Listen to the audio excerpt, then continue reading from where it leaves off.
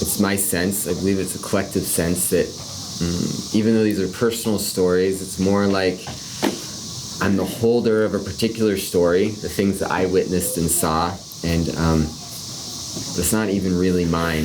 It's just a way to share the transmission of love. So I picked out the question that felt the most alive to me, and I'll ask it, and then whichever one of you feels like you want to go first can. If you could relive any moment with Ram Dass, which one?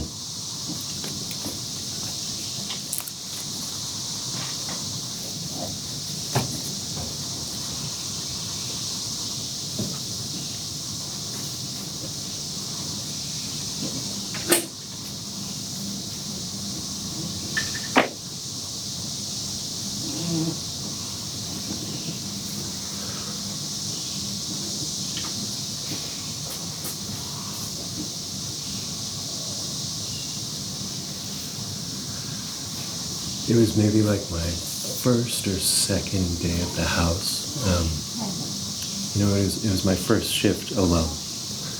Finished training. And Ram Dass required so much care that the days were pretty routine. We had our morning ritual, the dance, getting out of bed, and then the slow walk to the bathroom. And on that first day, we're walking to the bathroom, and he put his foot down, which meant stop. And all around Ram Dass's room were photos of Maharaji. And he introduced me to each photo.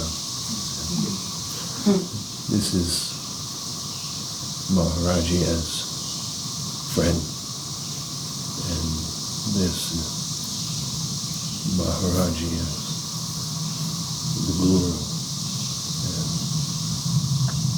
Maharaji as Ram, and Maharaji for everyone.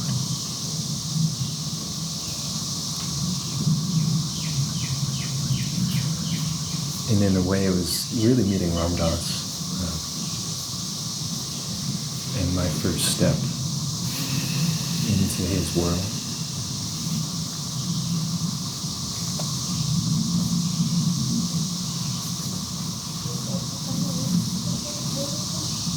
And the moment that comes to mind with this question is the day before he left the body.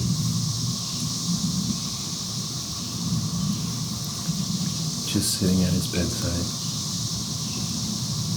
holding his hand.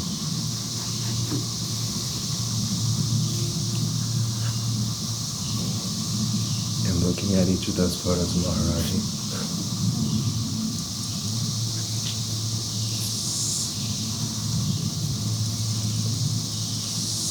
And just being in that together.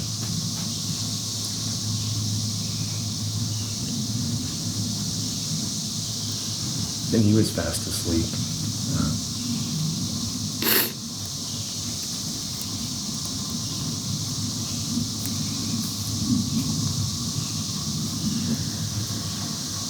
But in that moment, I knew how precious it was.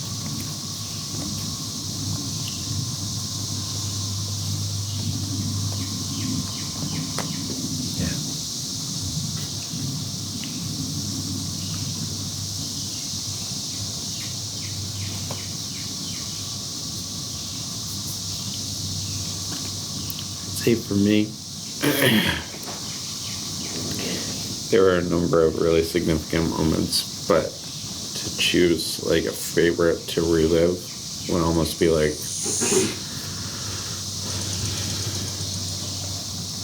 almost a little like, I don't want to say besides the point, but like they were so many different moments and teachings, and just some of them were just moments of love, and like, they were like cool far out stories, but then there's also like I don't think about it all the time. But like the sweetness of taking him off the toilet. Because you bend down and you put your hands around his back. And then sometimes his head would just lift and like your foreheads would almost be touching and just like looking eye to eye. And you just have a quick moment kind of thing. And then you'd stand up together and I mean, you know, it took a lot of effort too. And, you know, it hurt sometimes to do that lift. But then, I don't know, you got to have this moment where it was like a hug. And then you place him as delicately as you could, which generally meant with a small thump, into his wheelchair. But yeah, there's a lot of moments like that that don't have any other significance other than the fact that they were full of love. And yeah.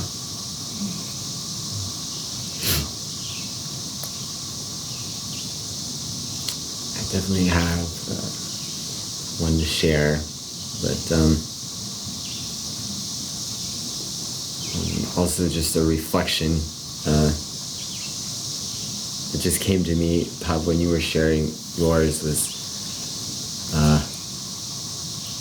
when I first moved into the house. I'd only been there a few months, and that was more on the time where I had a lot of questions. And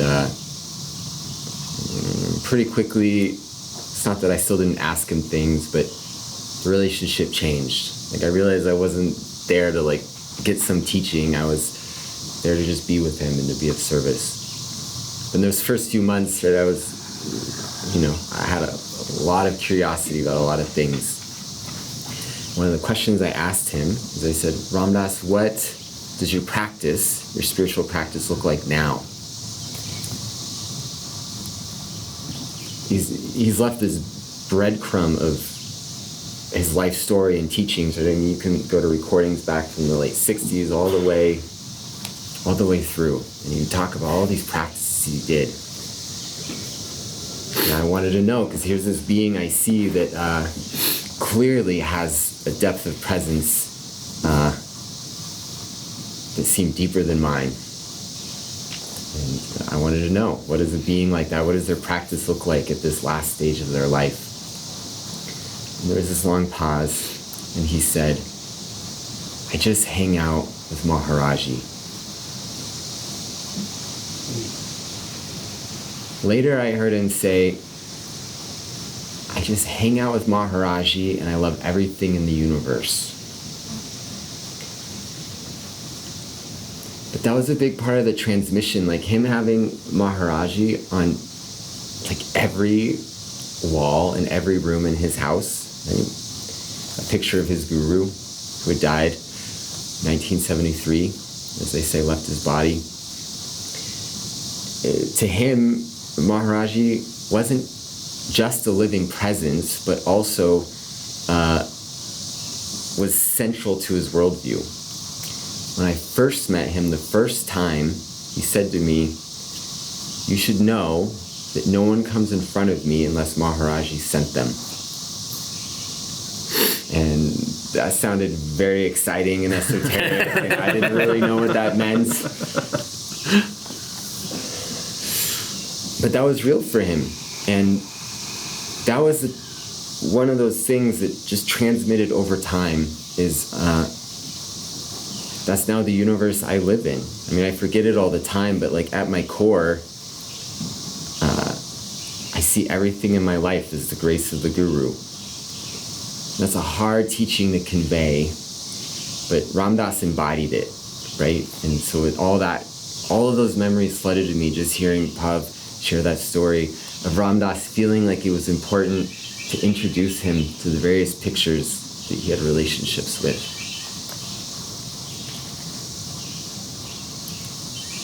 But the story that I feel called to share which in a lot of ways, it captures something that I'm still working on integrating in my life. And it captures like even the way I lead kirtan or lead meditation, or it all just feels like it stems from one moment of time, which is my first one-on-one with him. And I had a barrage of questions. I told him my whole life story. And the first thing that was really touching was it was very clear that he cared about every detail that I thought was important. He was listening. So much so that he was a little hard of hearing. If he missed something, he would stop me and he said, "Will you say that again?" He was making it clear that he missed an important detail. Like, I don't know about you if you've ever talked to someone and they said something and then you just go, "Oh, I'm sure I'll pick it up through other details," and you just kind of let it go. Like he wanted to make sure that he heard everything. Right? He cared about even those little details. And then at some point, something just shifted and silence emerged in the space. And he was there, sitting across from me. I see it now in my mind. He was sitting in his wheelchair. And he was looking at me. In that moment, I wouldn't have said that he was looking at me with love. Maybe the word presence would have felt more right. But there was just this emptiness. And I softened into it. And I didn't look away. And he didn't look away. And we just sat like that in silence.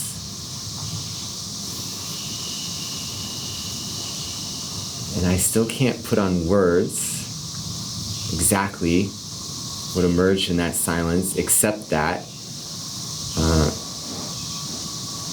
it's my faith, in my view, that we all got a taste of that today, together as a group. Yeah, just darshan, presence of God.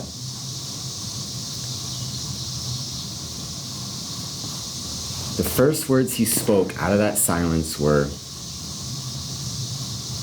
"You are Jesus and Maharaji." Jesus, because that's a longer story for another day, but Jesus played a particular role in my awakening and spiritual journey. It was a part of the story that I told him. But I knew exactly what he meant in that moment. He was naming a reality that was a shared experience, and he knew that it was a shared experience, and he was affirming it with his words. And what came out of my mouth, so spontaneous, with just instant knowing, was, "You are too." Yeah. A way to meet, a way to name, just God meeting God. And that's a story that's easy to tell, but it captures something that I could say about just so many little moments, less tellable moments during my time with him.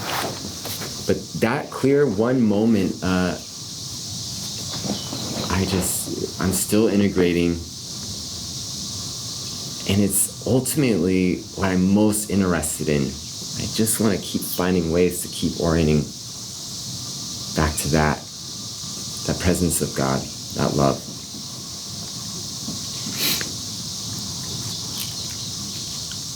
A few other questions I could turn to, but I also just want this to be alive, and I'm curious if either of you feels... Put them all out. If either of you feels called to share anything in this moment.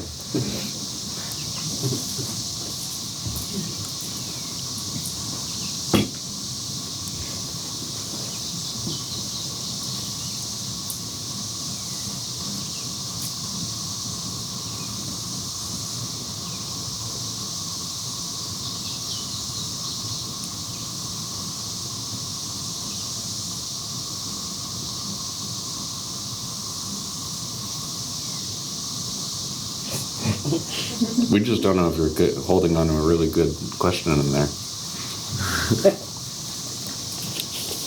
All right, Huddy. This one's for you. This one's for you. What did Ram Dass's home smell like? Cat pee. Can I say that so everyone can hear It it? smelled like cat pee, mostly. Why did it smell And like mold. cat pee? A little bit. And mold? Because there were a lot of cats, and it's in Hawaii. So that's why the mold part, too. I think of like lotion. Yeah.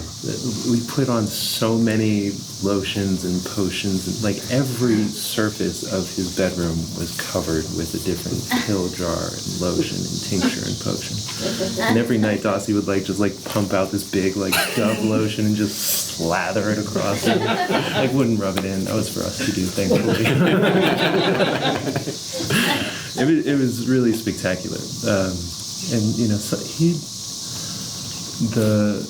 the level of surrender that he showed in his body in those moments was remarkable.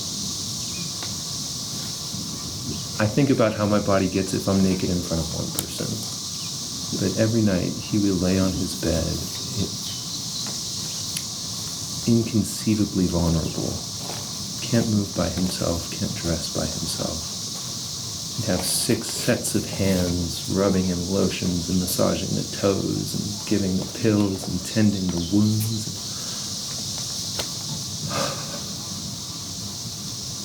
And he was okay. Ram Dass was in so much pain all the time, and he wasn't suffering. And that level of surrender that existed in his body is a softness that I can still touch.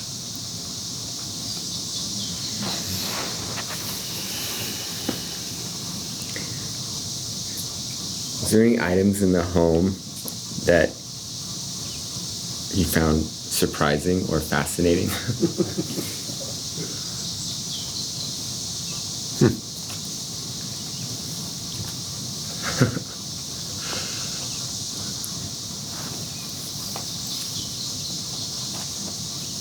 The people?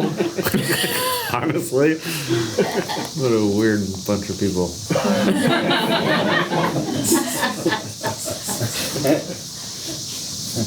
So Dasima, who is the matriarch, the primary caregiver, took care of Ram Dass for the last 15 years of his life. She was she is a firecracker of a woman, and ran a tight ship, in terms of what Ram Dass ate, and couldn't have too much sugar, all this and that. And she also managed the house. She kind of knew where everything was in a chaotic way. And Ram Dass would spend so much of his time in his chair. To look out at the ocean and a big photo of Maharaji. And in the nightstand next to Ram Dass, he had a secret drawer that contained all the chocolate, everything that Dasima didn't want to see but knew was there, just didn't want to look at it. And I just love that drawer so much because he was such a rascal through and through, just getting away with sneaking a chocolate would light up his eyes.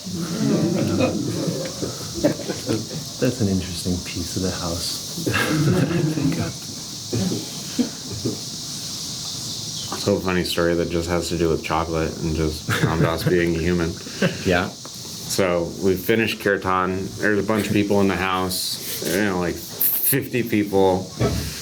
Kirtan wraps up. After kirtan in the kitchen, which is about, 35 feet from Ram Dass, who, remember, is in a wheelchair with one leg that, to say it works is a bit of an overstatement. It would move around.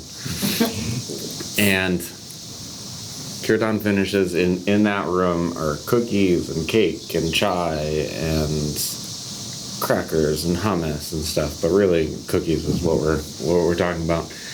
Kirtan finishes, everybody comes up and starts Ramdassing at him, like, oh, Baba, it's great to see you, getting it, blah, blah, blah, blah, blah.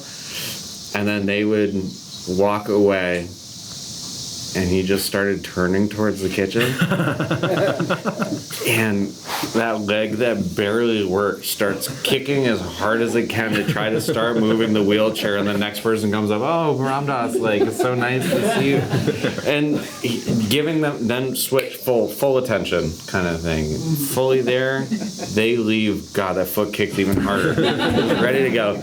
It takes them, I'm just sitting in the kitchen just with a front row seat to a show that nobody else is watching, of people coming in Ramdas and get Ramdas, and then Ramdas trying to get a cookie before he can get caught and moved to wherever he's going to get moved to next, kind of thing. And after like 35 minutes, he finally gets there, and there's a lot of commotion going on, and I just see his hand shoot out and grab a cookie, and he's about to stuff it in his face, and all of a sudden he notices that I'm standing like right about where Sam is, and just looks at me with this look of like, are you gonna narc on me, or are you cool?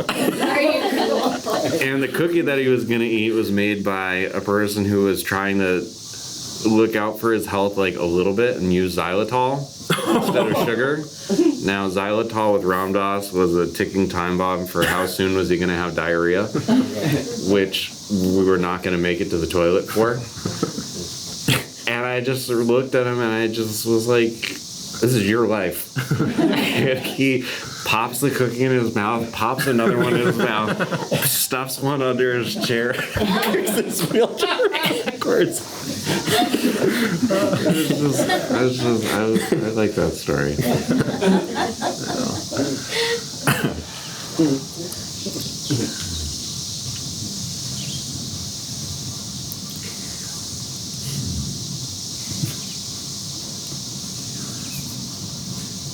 We could tell a lot of stories on what did Ramdas's house smell like, because you could take that a lot of different ways. You could then run with, like, you could write a little mini book. Ramdas's house smelled like incense, and then you could tell a story there. Or like, they used to have this tea every single night after dinner, the Bengali chai spiced, coconut spice, coconut chai spiced tea, and watch Jon Stewart and Stephen Colbert together. And they loved watching that show so much together. They were just named The Boys. Yeah. They would go watch The Boys after dinner, and that was evening.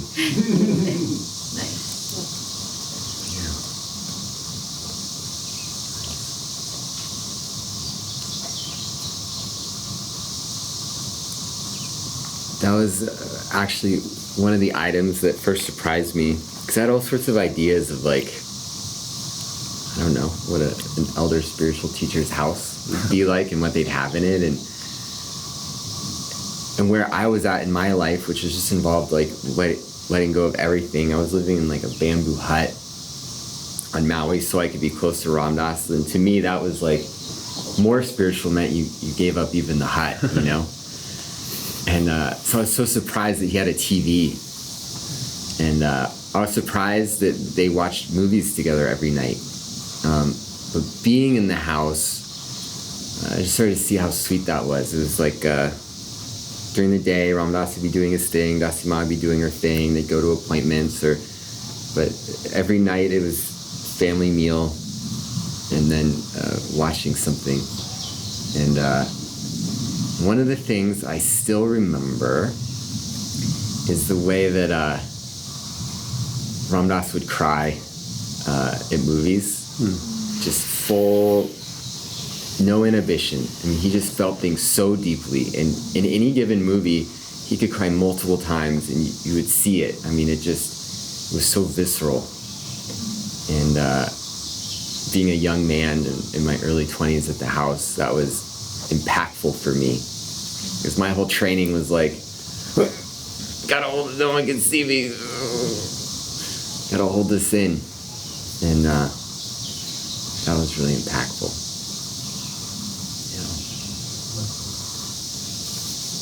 Yeah, Ramdas also taught me how to cry in a different way. because it would go from 0 to absolutely full like heave kind of thing, and then it'd be like 3 seconds or so, and then it'd be, and then it was released kind of thing. I mean, that was my experience, is that he really did experience things fully and just let them go. Yeah. And not in a way like I shouldn't be crying. Right. Just actual release, not like push away kind of thing. It wasn't just tears, too. Anger was a freaking visitor.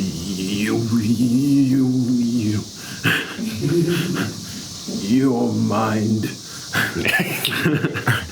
And he'd get angry and feel it fully.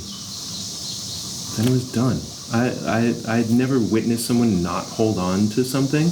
Like I'll chew on it for days. I mean, just work that piece of gum until it's a stone. But if it came up, he'd feel it, let it go, and it was done. And that was a radical thing to witness.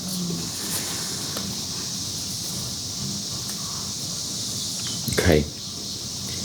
This is the final Ramdas question, and then there's another question that I want to pose to you both, and then we can see if there's anyone here that has anything. But what was one piece of advice or words you will never forget that Ramdas told you?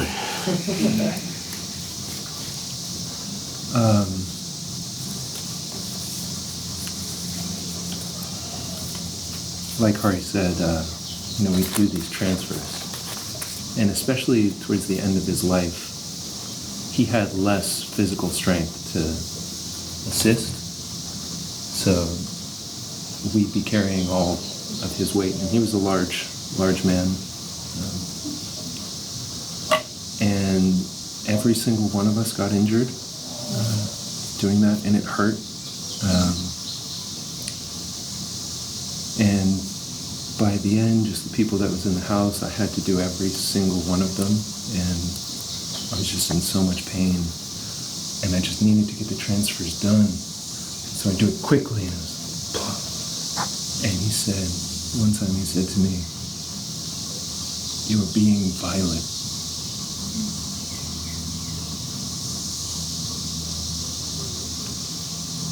It really stopped me in my tracks.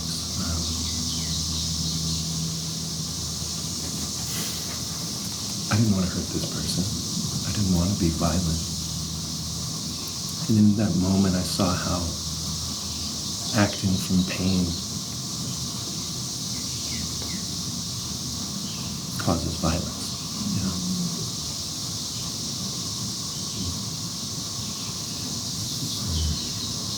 Yeah, that was a piece of advice that rang loudly and still rings true.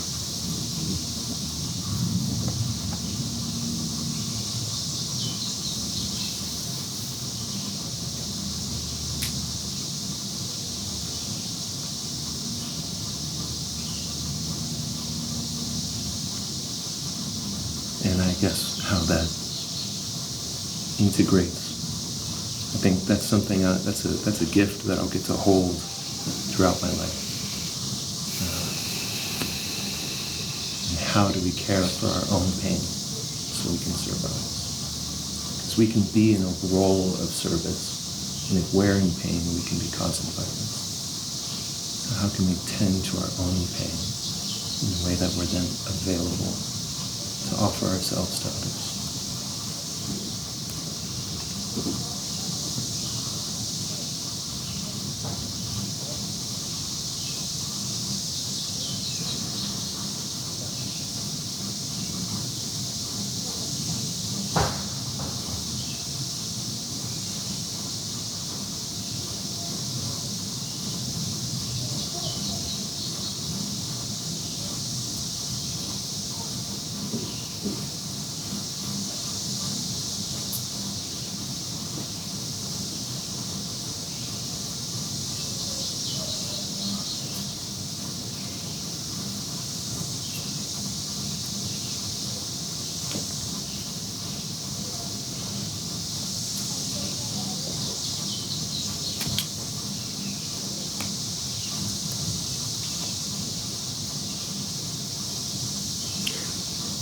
share one. I'll share two.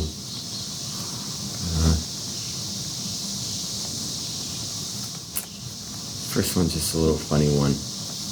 In my first meeting with him, he told me, just like this, in this way, he said, you should read the Bhagavad Gita. And my response was, like, very genuinely, oh, I have.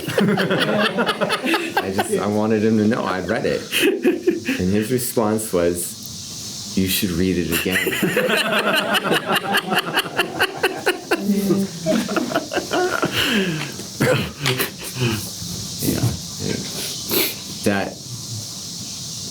That's a text that has become a friend, I think, to all of us. I saw Hadi has a copy with them.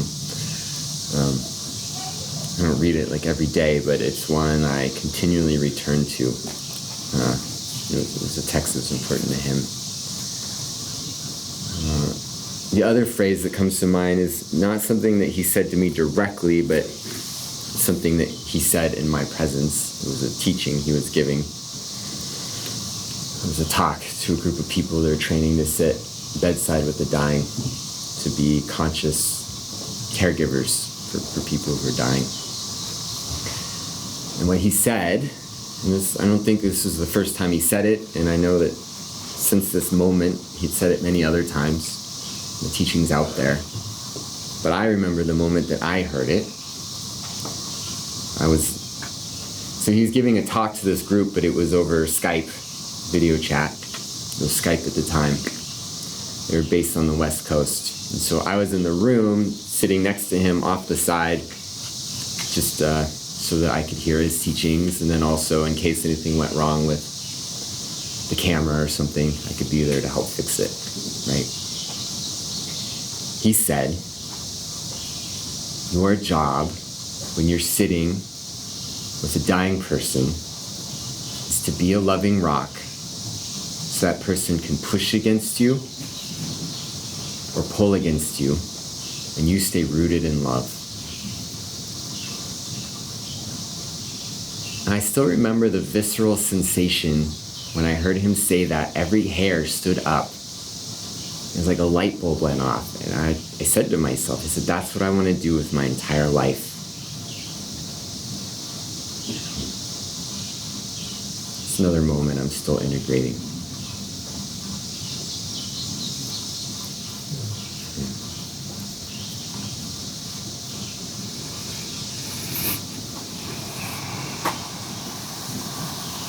Do you have one?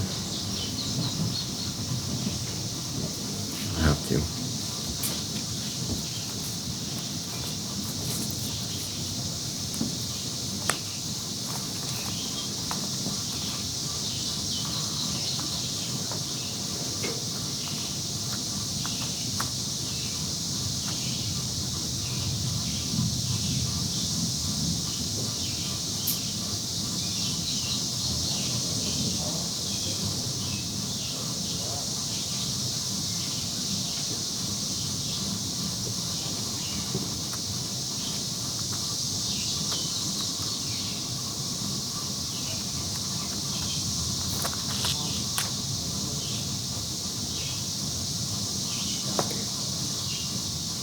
Share another moment. It's not a teaching, but that I gleaned a lot from.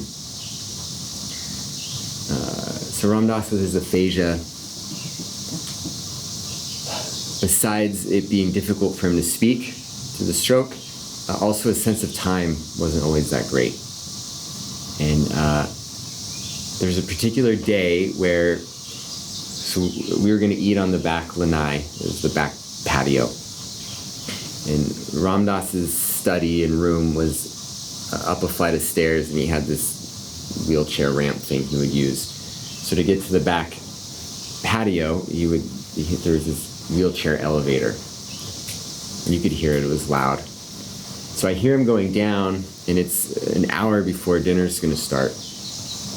And so I see him down there sitting, and it wasn't normal for him to do that. And so I went down, and I just, hey, Ram Dass, just so you know, dinner's not for an hour. And he did look surprised. He said, oh, really? I said, yeah. I said, I'll just sit here. And so I went upstairs, and one of the things I would do is I would just talk to the people that would prepare the food. Because it's just me and Dasima and Ramdas in the house, and so it was like a newer person, and they're significantly younger than them, and so I could just connect in a different way. So I was talking with the person preparing food and helping out a little bit, but mostly just talking, distracting them. And I could see out the window down to the porch, and so I could see Ramdas. And so I'm talking to them, helping, maybe chop something, whatever, and then just looking, and he was just sitting there, just staring out at the ocean. He wasn't like meditating the way that I might like sit and meditate, like it's a thing I'm doing. And he definitely wasn't checking his phone, right? He wasn't distracted, he wasn't reading. He was just there and just fully present for that whole hour. And I knew that he had done that, plenty of times up in his study, but I just had this window. I just got to watch this being just sit there fully present and content and just communing with nature. And that makes me think of one thing that he did say to me once when we were sitting at the table and food was about to come down and guests were about to come and it hadn't happened yet. And it was just him and I sitting there in that moment, and we're on the same back porch. And he said to me, "Don't you see?" And his hands, they waved like this, as if he was caressing all the trees and the ocean landscape and the clouds. He said, "Don't you see? Don't you see how perfect it is?" Yeah.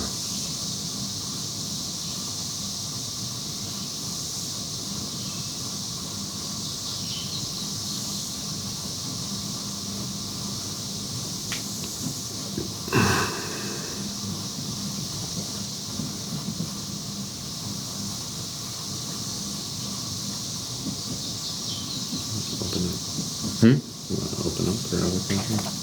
Yes. Save that one for the end or whatever. First, I want to, Pav in particular, at Salt Spring, he gave a really impactful, beautiful answer about RT. And I'm just thinking about, so after Ramdas left his body, there was a collective decision in the community that the home that he had lived in, that we all felt like it was holy and that we wanted to preserve it. And there's a whole long Leela about that, but a Hanuman temple was built, and Arti is done there every morning and every evening. And so it's a big connection point for us to Ramdas. And I'm sure, Hadi, you have an answer about that too, but Pav, I'd love just to hear from you. Like, what is the significance of Arti? Why do we do it? What is that? Don't remember at all what I said in Vancouver, but what is Arti? So this Jagadish Arti is a particular form of this ritual that's done at Neem Karoli Baba's temples in India. And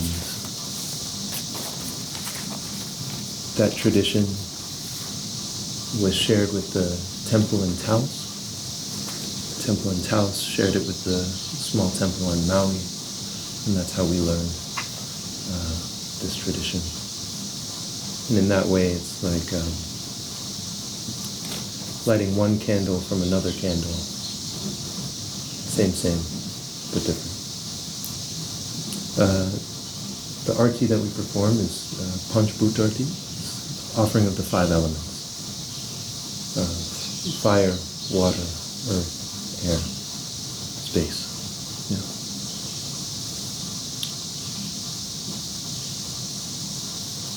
And we are offering these elements to our chosen images. images of the beloved. And in that way, we are consecrating each of these elements in their gross form in our world, and also in their subtle form within our own being.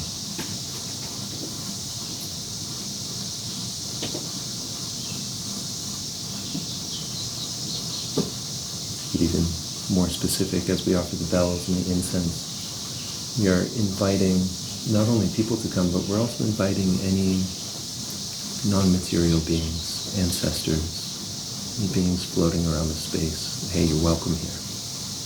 You're welcome to join us for this act.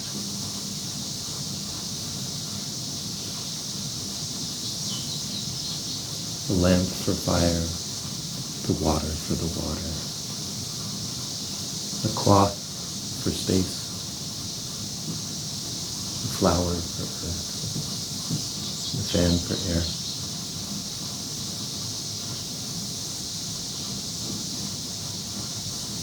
And in that way we are imbuing our reality, these elements in their gross and subtle forms, sanctifying these elements.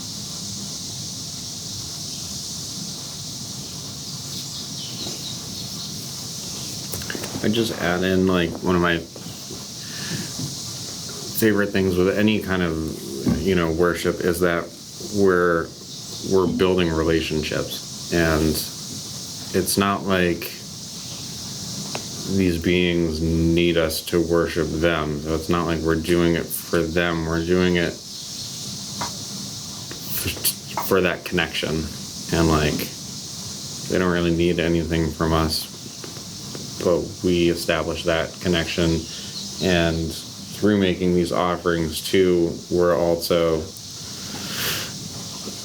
making relationships with each one of those elements themselves and bringing those into harmony within our own being. And then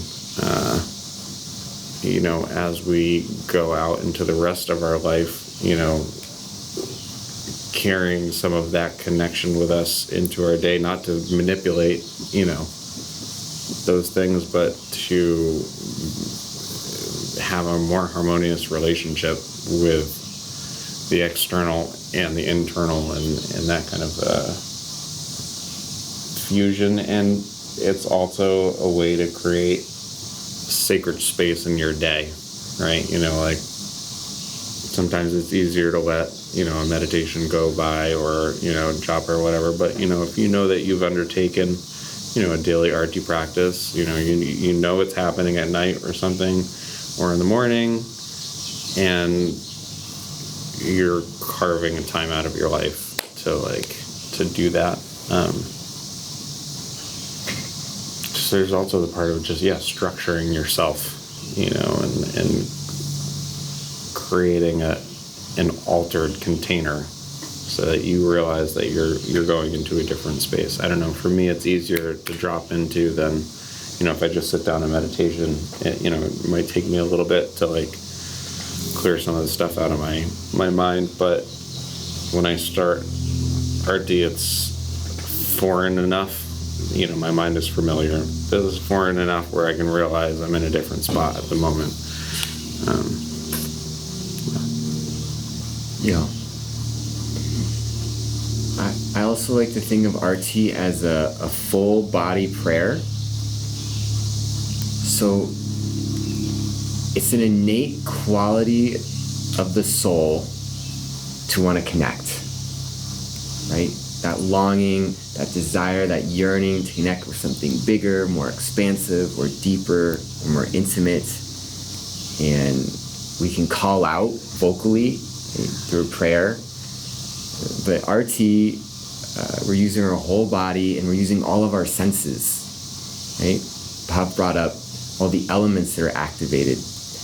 All of our senses are activated through that, right? The sense of smell, the incense, and the sense of sight, the visual, and the sense of touch and movement, and sense of taste, right? Partaking in prasad. And to me, there's something really cool about that this innate longing of the soul to connect can be actualized not just through my mind or through words, but just through the entire body. And there's something about that that's really grounding and embodied that I appreciate about the practice. Yeah. And to go along with that, 5 senses, 5 elements. Each one of the senses has an element component, and you can offer, that's another thing that you can offer, is every single one of your senses into the puja, and then what comes back at the end is the prasad, and what's re-given to you, and you can take that symbolically as offering your whole self into the puja, and then it's done, and what's left is the return of your offering, kind of thing.